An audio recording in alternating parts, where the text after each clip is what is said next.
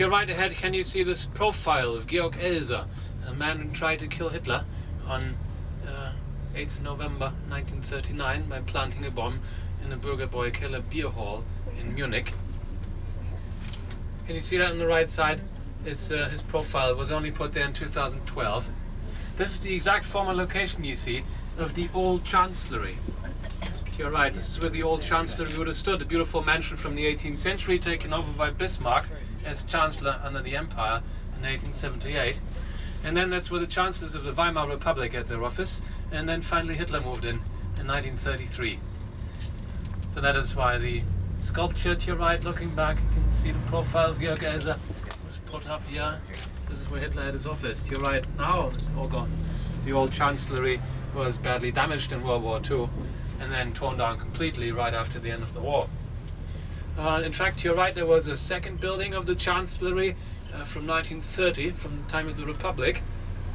And then, of course, Hitler commissioned his architect Speer to add the new Chancellery, which was built on Vossstraße, it's that street leading off on the right. It was 400 meters long.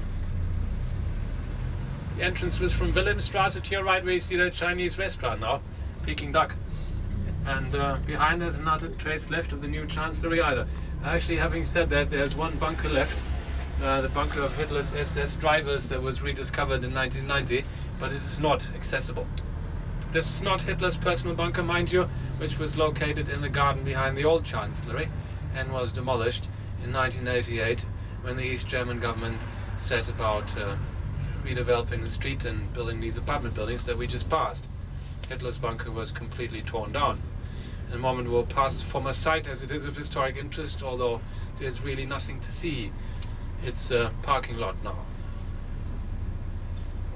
One massive building that has remained of Wilhelmstraße is the former Nazi aviation ministry. It's coming up right ahead now. See, the architectural style is typical for the period. It's very uniform, but brutalized, neoclassical, if you will.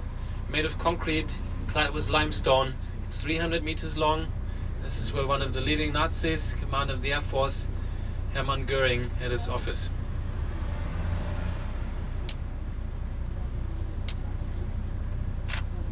As they used to say under the Nazi dictatorship, contemporary joke, blonde like Hitler, slim like Göring, was pretty fat, and tall like Goebbels. Göring supposedly at the beginning of World War II said if enemy fighter aircraft were ever to reach Germany, he wanted to be called Meyer, which is a very common name. It's like Smith, Mr. Smith. Well, managed to commit suicide before his death sentence passed by the International Military Tribunal for war crimes and crimes against humanity carried out 1946. So then this building became the House of the Ministries of the GDR. In fact, here right in the middle there's a big hall. That's where the GDR was constituted. The East German Communist State. October 7th, 1949 was constituted in this building, the former Nazi aviation ministry. And then the building was used by the East German government, the House of the Ministries of the GDR. And now it has been recycled again. Today this is the Finance Ministry. This decision was made after the wall had come down, very slow please, to reuse the old buildings. And turn right please, very slow. Well, and right next to it, an original section of the Berlin Wall has been kept in place as one wall. There was usually a double wall with a border strip in between. A forbidden zone that was accessible only to the East German border guards on patrol. And this is the street that we're entering. It is identical with this former border strip. Now we've turned onto the street. On the right side it's former East Berlin. Very slow please. On the left side that's former West Berlin. Behind the wall, to your left, that's the actual wall. A 200 meter section. The final version of the wall. The first version of 1961 looked different with barbed wire on top, but then the East German government kept perfecting the system and built the second and the third version in the 60s, and this is the final version begun in the mid-70s actually. Reinforced L-shaped segments, round top, that was added to make it more difficult to climb. After 1989 people went to the wall with hammer and chisel, chipping off pieces so it looks a bit battered. Now a fence was put up to protect it from the tourists. From you, that is. We'll later be back. On the left side, behind that section of the wall, lies Topography of Terror, documenting the Nazi atrocities. This is where the SS head offices. The buildings are gone, but there are some remaining foundations that have been excavated. We're going to return later for a visit. Then on the left side, the former Museum of Decorative Arts, an impressive new Renaissance-style building from 1881, now named after the architect Martin Gropiusbau. It's an exhibition hall. Today, on the right side, another equally monumental building is the former lower chamber of Prussian Parliament, which has now been converted to Berlin Parliament. Berlin state-level legislature. As a city, Berlin also constitutes one of the German federal states, you see. And we're still on the former border strip. On the left side, you will notice the double line of cobblestones. You see that? There's a double line of cobblestones to your left. Doesn't make too much sense, except this is a marker indicating where the wall used to run. To your left. Now it's right next to the curb. Wall went round the bend here, just like we're driving. The border was not a straight line, went in zigzag, you see. And as mentioned on the right side, the Mitte area was part of East Berlin, but sort of protruded into West Berlin. Oh, that's Trabi Safari on the left side. Trabant cars to your left, you see them, were manufactured in East Germany. 26 horsepower, two-stroke engines. They have now acquired cop status. There's still a few around, and here they're used for sightseeing. It's called the Trabi Safari. You have to drive yourself. Oh well, and ahead it's all new. On the left side you see the redevelopment of Potsdamer Platz was spectacular in the 90s. 30 cranes, 5,000 construction workers. See the Sony Center to your left with the glass facades, and to your left you can catch a glimpse briefly behind the high-rise with the glass facade of the spectacular tent-like roof construction that resembles the Fuji, the former volcano in Japan. The Sony Center was commissioned by the Japanese Sony Corporation. 7 buildings of glass and steel designed by German-born American architect Helmut Jahn, based in Chicago. Completed in the year 2000. Symbol of the new Berlin. The high-rise with the red clinker bricks is one of 19 buildings. Daimler Corporation commissioned 19 buildings here, spending 2 billion euros between 1994 and 98. The old buildings were mostly destroyed in the war, you see, and then the area became a wasteland, an urban desert of sand and rubble. It's only been redeveloped in a very short time after 1994. And on the right side, Leipziger Platz is about to be recreated, an octagonal arrangement of buildings, mirroring that from before the war, when the also buildings arranged like an octagon. Very slow again. Wait, let everybody else pass it. To your right, the Canadian Embassy, also new. And here we've come full circle. On the right side is Vossstraße again, former location of Hitler's new chancellery, but it's all been demolished in the late 40s. Before the war, in fact, the area to your right ahead was not built up so much. There were gardens to the rear of the ministries lined up on Wilhelmstrasse, the Ministergärten, the ministerial gardens, as it were. And then after World War II, the area became the border strip. It was fairly wide here, dividing East Berlin and West Berlin. To your left, it's the West Berlin side, with all the new buildings of Potsdamer Platz. To your right, it's the former border strip that had the guard towers and the floodlight, and the guards on patrol, until 1989, which is not that long ago.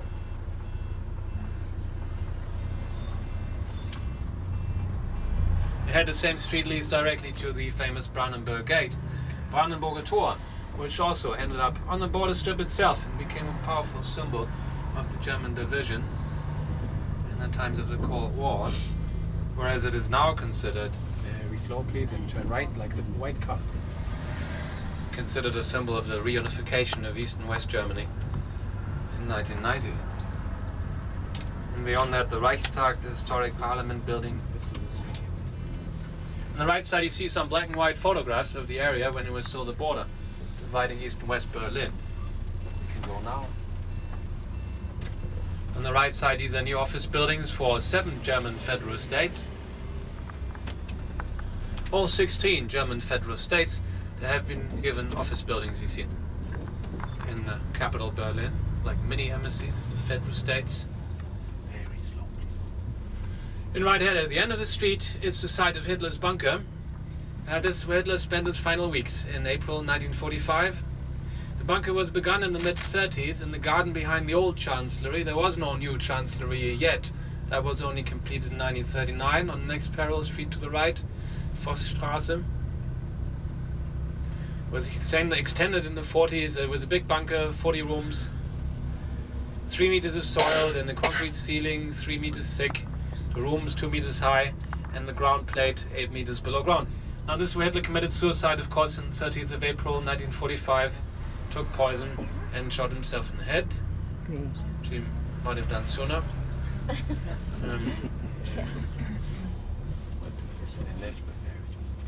And then his newlywed companion Eva Braun also took poison, and the bodies were doused with gasoline and set on fire as ordered. The Russian military intelligence Smersh later found the cremated corpses. Stop for a moment, please. Dann Benedikt Werner.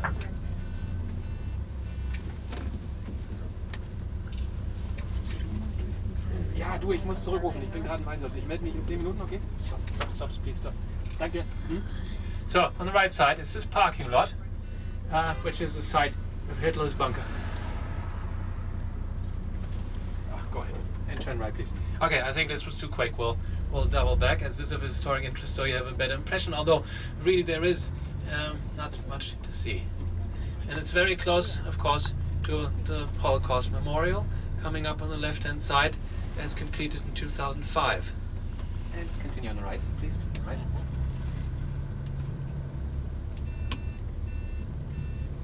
And beyond that, ahead you see the United States Embassy. Has come inside.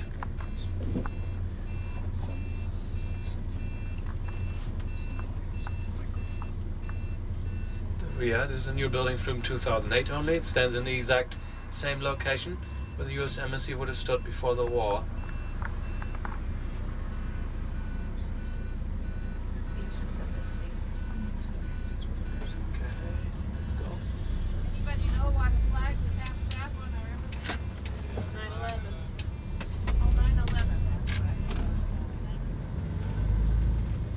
Turn right, please. So, that's Wilhelmstrasse once again. Former street of German government, which is now mostly residential. Former private cabinet of Emperor William II, right ahead. The right has been taken over by the Ministry of Agriculture. In fact, in the Nazi period, this is where Rudolf Hess had his office. Number 2 of the Nazi Party, Hitler's deputy, who later in 1941 piloted a Messerschmitt aircraft to Scotland. There was his own idea, it wasn't authorized, trying to go into negotiations, but of course the British just put him in jail. Hitler was infuriated. Hess was later sentenced to life imprisonment for his involvement before in the Nazi crimes, and served a sentence until he committed suicide in 1987 in a Spandau prison in the northwest of Berlin. To your left, that's a school from the East German time. To your right, once again, this is the former location of the Foreign Ministry. Turn right, please. To your right ahead, if you missed it before, there's a profile of Georg Elser again. Very slow, please. At the site where the old Chancellery, Alte Reichskanzlei, would have stood. Very slow, please. To your right is a photo of the old Chancellery displayed, and to your right is also, if you look on the right side, a photo displayed of Georg Elser. He was one man who all by himself understood how evil and dangerous Hitler was. Carpenter by trade, he worked for a demolitions company for some time and pinched some explosives, and then went to the Bürgerbräu Keller beer hall in Munich, where Hitler was known to make an appearance once a year, every 8th November, for 1923. From that same beer hall, the Nazis had started their failed coup attempt against the Bavarian government. 8th November 1923. Failed ignominiously, but later, very slow, please. after the Nazis had taken over the government, they would always return to that beer hall, Bürgerbräu Keller Munich. And Elser knew this, and as it was a public restaurant, very slow, please. He went there repeatedly, had himself locked up at night, and managed to hide the bomb in the wall right behind where Hitler would hold his speech on a timer. And Hitler was there, and the bomb was ticking away, and then he left earlier than expected, and when the bomb exploded, he'd already left.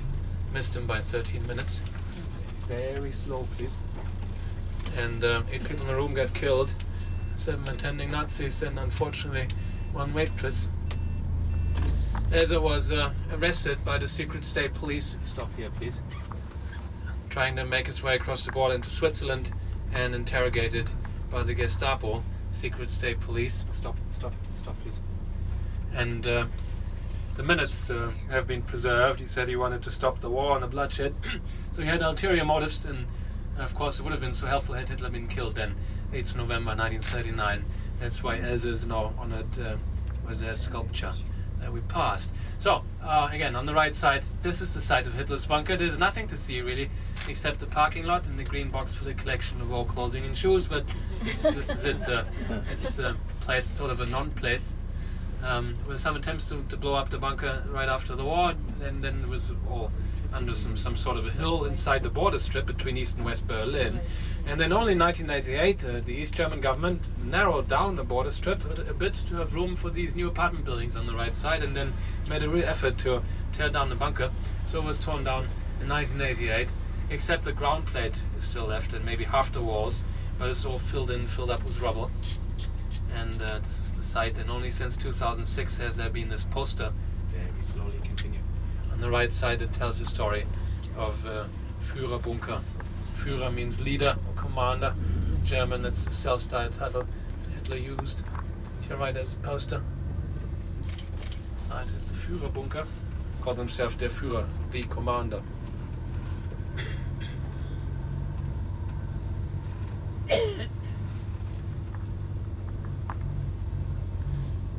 So, completed in 2005 according to the design of Jewish-American architect Peter Eisenman.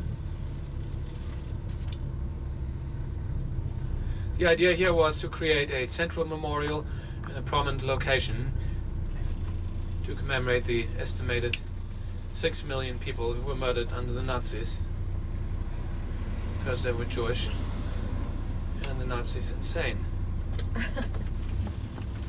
This is not the only place of documentation. Former concentration camp left. These camps have been turned into memorials, and there's the house of the Wanzi Conference on the southwestern outskirts of the city, which is a Holocaust museum. It's a building where the infamous conference was held in 1942. 15 people SS, but also high-rank senior representatives of the German ministries of Interior, Foreign Affairs, Justice, and so on, discussing how to most efficiently coordinate the systematic murder of the European Jews. Nazis called it euphemistically the final solution. So it's not what started it, but it was like a stepping stone, and significant in that it proves the involvement of all the ministries and the regular German authorities. It was not just the SS, but the regular authorities collaborating to the fullest extent. And the minutes taken by Eichmann have been preserved. The building of the Wannsee Conference, where the conference took place on 20th January 1942, has become a Holocaust museum in 1992 only. That's pretty far though, it's on the southwestern outskirts. Very slow, please, and turn right. No, stop here, it's good. And it's a very fun last spot we found here where we can stop. So what you see here is the Central Holocaust Memorial, which consists of 2,711 blocks of concrete, the so-called stelae. Stelae is a term from ancient times. It means pillars or columns, and they are of uniform width and length, and they differ in height. Some of these stelae are up to 4.7 meters high. The ground is uneven, and the concept is that you walk inside and feel a little lost, maybe irritated. So it's an abstract memorial. There's no specific reason for the exact number of 2,711 blocks according to the architect. It's like a walkable sculpture. So obviously we can spend some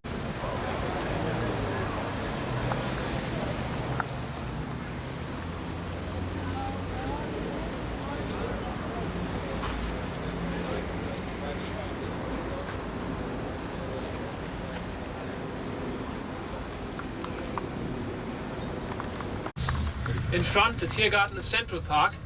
There's another memorial. Right ahead you see it's 1 block to commemorate the homosexuals who were murdered under the Nazis. Also targeted.